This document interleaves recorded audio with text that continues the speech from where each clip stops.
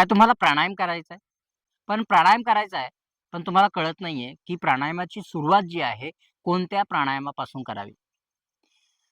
तर आज आपण या व्हिडिओमध्ये त्याची सखोल माहिती घेणार आहोत. जर तुम्ही नवीन असाल आणि तुम्हाला प्राणायामाची सुरुवात करायची असेल, तर कोणता प्राणायाम तुमच्यासाठी चांगला ठरू शकतो आणि कशा पद्धतीने तो प्राणायाम जो आहे करायचा आहे, कोणी करू नये आणि कोणी करावा, हे सुद्धा आपण याचे आणि त्याचबरोबर त्या प्राणायामाचे जे आहे आपण फायदे सुद्धा या ठिकाणी बघणार आहोत. तर नमस्कार, मी राजू भाकड तुमचे पुन्हा एकदा स्वागत करतो आपल्या YouTube चॅनलवरती. तर मंडळींनो, आज आपण बघणार आहोत सगळ्यात सोपा प्राणायाम, तो म्हणजे अनुलोम-विलोम. हा जो प्राणायाम आहे अनुलोम-विलोम, यामध्ये काय करायचं आपल्याला, कोणत्याही स्थितीमध्ये आपल्याला बसायचंय, जी स्थिती तुम्हाला कम्फर्टेबल असेल. जसं आता मी ह्या आसनामध्ये बसलोय, पद्मासनमध्ये किंवा सुखासनमध्ये. पद्मासनमध्ये जर तुम्हाला बसायचं असेल, तर तुम्ही आरामशीर पद्मासनमध्ये बसू शकता. फक्त एवढं करायचं, जे आपल्या पायाचा जो स्पेस आहे तो ब्रॉड ठेवायचा आहे. लहान मांडी घालायची नाहीये अशा पद्धतीने. जर लहान मांडी घातली तर तुम्ही जास्त वेळ, जास्त काळ या ठिकाणी किंवा त्या आसनावरती बसू शकत नाही. तर तुम्हाला जास्त वेळ बसायचं असेल तर सगळ्यात महत्त्वाचं म्हणजे हे जो तुमचा स्पेस आहे किंवा स्ट्रक्चर आहे ते ब्रॉड असलं पाहिजे. ही जी फ्रेम आहे ती ब्रॉड असली पाहिजे अशा पद्धतीने. जेणेकरून काय होईल, याच्यामुळे आपल्या बॉडीचं वेट जे आहे, शरीराचं वजन डिस्ट्रिब्यूट होईल आणि त्यामुळे आपण जास्त वेळ या ठिकाणी प्राणायाम करू शकतो. ठीक आहे.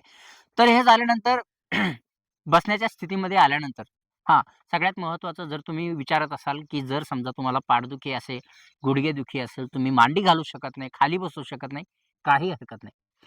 तुम्ही एक चेअर घ्या, चेअरवरती बसा आणि आरामशीर हा जो प्राणायाम आहे तुम्ही करू शकता. खुर्ची नाहीये तुमच्या टेबलावरती, सॉरी, तुमचं जे बेड आहे, बेडवरती बसा, पाय खाली सोडून बसा आणि त्या ठिकाणी तुम्ही हा प्राणायाम करू शकता. तर सगळ्यात महत्त्वाचं म्हणजे हा प्राणायाम कोणी करू नये. ठीक आहे. तर सगळ्यात महत्त्वाचं जे आहे ते म्हणजे, जर तुमचा एखादी सर्जरी झालेली असेल, पोटाची सर्जरी झालेली असेल किंवा सॉरी, जर पाठीचं काही सर्जरी वगैरे झालेली असेल, तर त्या कंडिशनमध्ये जे आहे तुम्ही एकदा डॉक्टरला विचारून घ्या, की मी प्राणायाम करू शकतो की नाही. तुमच्या पर्सनल जे डॉक्टर असतील त्यांना, फॅमिली डॉक्टरांना, आणि त्यानंतरच हा जो प्राणायाम आहे तुम्ही करू शकता. तसं बघितलं तर हा जो प्राणायाम आहे तो लहान मुलापासून ते वृद्धापर्यंत जे आहे, म्हातारे माणसांपर्यंत हा प्राणायाम तुम्ही करू शकता. कोणीही असो, कोणत्याही वयोगटातील असो, हा प्राणायाम केला तरी चालेल, करायला सुद्धा पाहिजे. आणि यानंतर हा जो प्राणायाम आहे, या प्राणायामाचा अभ्यास करण्या अगोदर तुमचं पोट जे आहे ते रिकामं असलं पाहिजे. म्हणजे याच्यासाठी सर्वोत्तम जी वेळ आहे ती म्हणजे सकाळची वेळ आहे. जेव्हा तुम्ही उठता, ब्रश वगैरे करता, फ्रेश होता, टॉयलेट वगैरेला जाऊन येऊन पोट रिकामं होतं आणि त्यानंतर तुम्ही आसन वगैरे करायला बसता. तर हा जो वेळ आहे सकाळचा वेळ, हा खूप चांगला आहे ह्या प्राणायामासाठी. आणि जर तुम्हाला सकाळी जमत नसेल, तर तुम्ही संध्याकाळच्या वेळेला सुद्धा हा प्राणायाम तुम्ही करू शकता. यानंतर सगळ्यात महत्त्वाचं, जेव्हा तुम्ही बसता तेव्हा पाठीचा जो कणा आहे, तो सरळ असला पाहिजे. जेव्हा मी प्राणायाम करेल, तर माझा पाठीचा कणा जो आहे, पाठ जी आहे सरळ असली पाहिजे अशा पद्धतीने. बऱ्याचदा असं होतं, की आपण प्राणायाम वगैरे करतो आणि आपली पाठ जी आहे हळू सुरुवातीला असं करतो आणि ज्यावेळेस थोडासा वेळ होतो त्यावेळेस असं. आता मला सांगा, अशा पद्धतीने जर पाठीमध्ये बाक आला, तर तुमच्या पोटाची स्थिती काय असेल? ते कॉन्ट्रॅक्ट होईल. ते जास्त फुगू शकत नाही, छाती फुगू शकत नाही. यामुळे काय होतं, की आपण चांगल्या प्रकारे प्राणायामचा अभ्यास जो आहे तो करू शकत नाही. तर त्यासाठी सगळ्यात महत्त्वाची स्थिती तुमची जी आहे, पाठ सरळ असणे आणि पोट फ्री असणे. ठीक आहे? पोटाला फ्रीमध्ये ठेवायचं, मुक्त स्थितीमध्ये. आता हा जो प्राणायाम आहे, तो करण्यासाठी बसण्याची स्थिती झाली, तुमच्या पाठीची स्थिती झाली. आता शिकूया आपण हाताची स्थिती कशी करायची. एक जो डावा हात आहे तो चिन मुद्रेमध्ये, अशामध्ये आपला जो इंडेक्स फिंगर आहे, पहिलं जे बोट आहे आणि अंगठा आहे, एकमेकांना जोडून ठेवायचं अशा पद्धतीने. आणि त्यानंतर आपला हाताचा जो पाठीमागचा भाग आहे, तो गुडघ्यावरती अशा पद्धतीने ठेवायचा. हे झालं डाव्या हाताचं. उजव्या हातामध्ये काय करायचं, पहिले जे 2 बोटं आहेत त्यांना अशा पद्धतीने फोल्ड करायचं. अशा पद्धतीने फोल्ड केल्यानंतर तुम्ही जो उजवा अंगठा जो आहे, उजवी नाकपुडी बंद करण्यासाठी वापरायचा आणि हे जे बोट आहे, अंगठीचं बोट जे आहे, ते आपल्याला डावी नाकपुडी बंद करण्यासाठी वापरायचंय. ठीक आहे? तर अशा पद्धतीने ठेवायचं आहे आणि हे बोट अशा पद्धतीने ठेवायचं. आता काय करायचंय, आपल्याला उजवी नाकपुडी बंद करायची आहे सगळ्यात अगोदर. उजवी नाकपुडी बंद केल्यानंतर हळूच डाव्या नाकपुडीने श्वास घ्यायचा आहे. त्यानंतर डावी नाकपुडी बंद करायची आहे. हळूच अंगठा जो आहे बाहेर काढायचा आहे आणि श्वास सोडायचा आहे.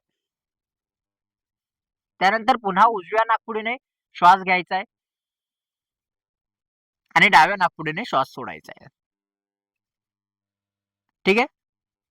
आता ही प्रोसेस तुमच्या लक्षात आली असेल, की आपल्याला डाव्या नाकपुडीने घ्यायचंय, उजव्यानं सोडायचंय, उजव्यानं घ्यायचंय आणि डाव्यानं सोडायचंय. ही सायकल आहे. डावा, राईट म्हणजे left, right, right, left, right, left, right, right, left अशा पद्धतीने. ही जी सायकल आहे ती कंप्लीट आपल्याला करायची आहे. पण आता ज्यावेळेस आपण श्वास घेतो त्यावेळेस काय-काय चुका होऊ शकतात ते या ठिकाणी मी सांगतो. कारण बऱ्याचदा मी क्लास कंडक्ट करत असतो. जेव्हा क्लास घेत असतो, तो बरेच लोक जे चुका करतात, त्या मी चुका तुम्हाला सांगणार आहे. चुका सांगणं म्हणजे चुकीचं नाहीये, कारण ह्या चुका जर झाल्या नाहीत, तर तुमचा प्राणायाम अतिउत्तम होईल आणि तुम्हाला त्याचा फायदा सुद्धा त्याप्रमाणे चांगला होईल. तर त्यासाठी चुका सांगणे खूप गरजेचे आहे. काय करायला नाही पाहिजे या प्रक्रियेमध्ये किंवा प्राणायामाच्या अभ्यासामध्ये. तर त्यासाठी सगळ्यात महत्त्वाचं म्हणजे बरेच लोक काय करतायत, हाताची स्थिती बरोबर करतायत, पण श्वास ज्यावेळेस घेतायत ना, तर अशा पद्धतीने श्वास घेतायत एकदम फास्ट आणि सोडतात सुद्धा फास्ट. ठीक आहे. ही एक चुकी आहे. जी चुकी आपल्याला करायची नाहीये. आपल्याला हळू श्वास घ्यायचा आहे. मी म्हणतो तुमच्या शेजारच्याला सुद्धा कळू देऊ नका तुम्ही श्वास घेताय. अहो ते जाऊ द्या. मला सांगा तुम्ही आता श्वास घेताय. तुम्हाला कळतंय तुम्ही श्वास घेताय? नाही ना? एवढाच स्लो श्वास जो आहे आपल्याला घ्यायचा आहे. एवढाच स्लो आणि हळू. ठीक आहे? तर तसा जर श्वास घेतला तुम्ही तर तुमचे लंग्सची जी कॅपॅसिटी आहे ती वाढेल. मसल हळू जास्त स्ट्रेच व्हायला लागेल आणि जे आपले रिबकेज असते, छातीचा जो पिंजरा आहे, हा जो पिंजरा आहे या पिंजऱ्याला असं समजा याच्यामध्ये मसल आहेत. इंटरकॉस्टल मसल त्याला आपण म्हणतो. हे मसल स्ट्रेच झाले ना, तर ऑटोमॅटिक लंग्सला स्पेस मिळतो, अजून जास्त स्पेस मिळतो श्वास घेण्यासाठी आणि जेणेकरून आपल्या लंग्सची कॅपॅसिटी, लंग्सचे मसलची जी स्ट्रेंथनिंग ती होते. तर याच्यामुळे फायदा आपला होणार आहे.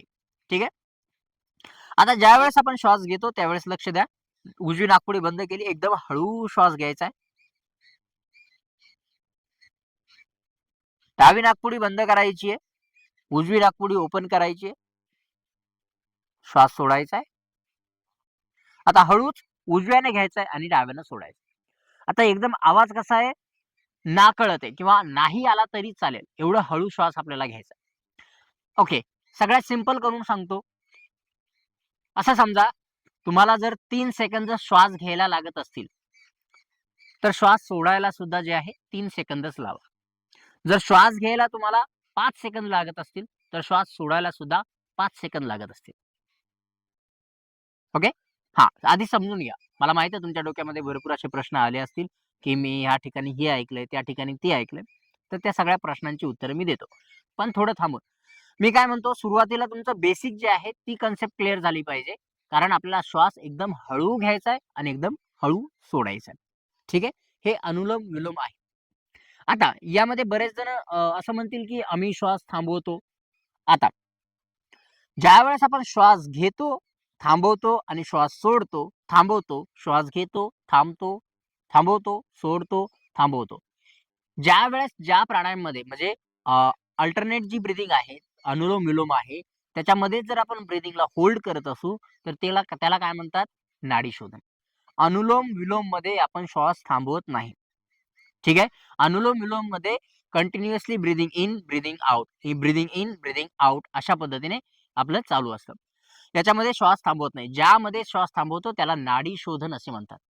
ठीक आहे. आता ज्यावेळेस तुम्ही श्वास घेता, दुसरी टेक्निक आहे ॲडव्हान्स टेक्निक. ज्यावेळेस तुम्ही श्वास घेता, जर तुम्हाला 3 सेकंद ते 5 सेकंद लागत असतील, असं समजा तुम्हाला 4 सेकंद लागतायत श्वास घेण्यासाठी आणि श्वास सोडण्यासाठी त्या ठिकाणी तुम्हाला 8 सेकंद लागले पाहिजे. पण जर तुम्ही 6 सेकंद, 7 सेकंद जरी लावत असाल तरी अतिउत्तम आहे.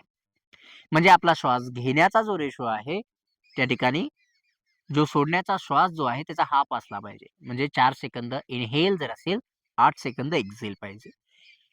याचं कारण असं आहे, की तुमच्या लंग्सची कॅपॅसिटी जी आहे ती वाढली पाहिजे. त्यासाठी या ठिकाणी फायदा होतो.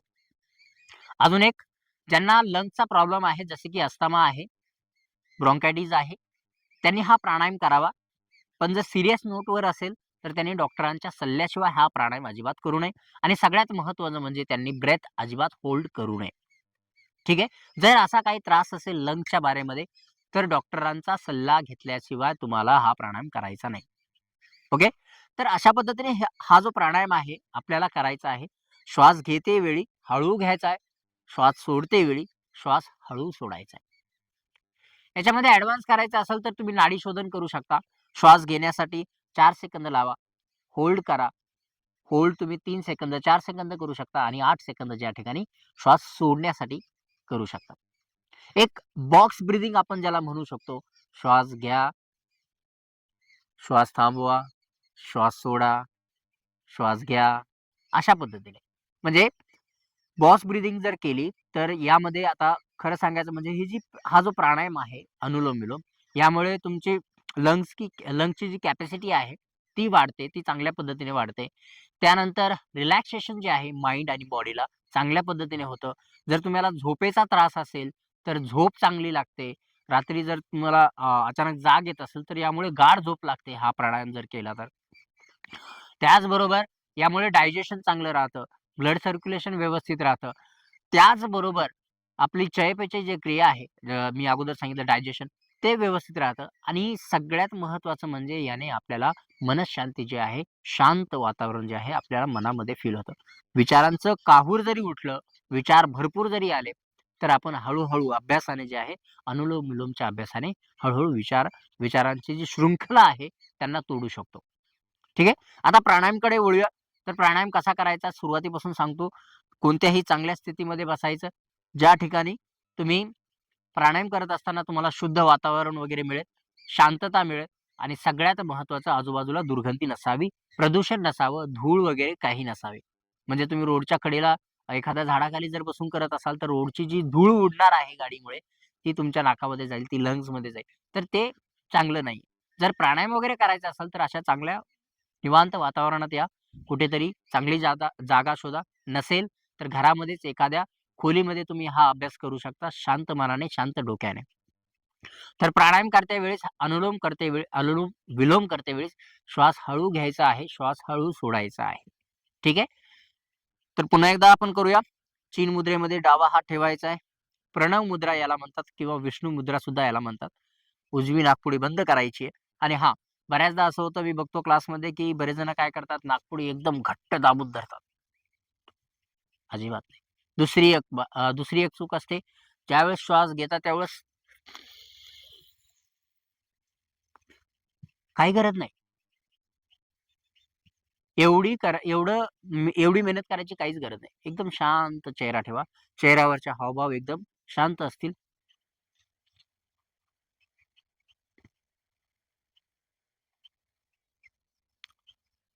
झालं शांततेनं?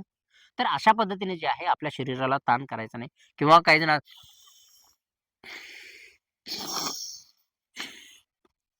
काही गरज नाही. एकदम शांततेने हात असा ठेवा. खांद्यांची गरज पडली का?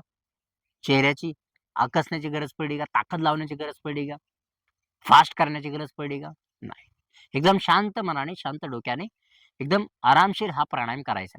ज्यामुळे जसं मी सांगितलं अगोदर त्याचे फायदे भरपूर आहेत आणि मी म्हणतो ना, हा जर प्राणायाम तुम्ही केला तर ज्यांना सायनसचा प्रॉब्लेम आहे, ज्यांना सारखी-सारखी सर्दी होते, त्यांच्यासाठी हा प्राणायाम उत्तम आहे.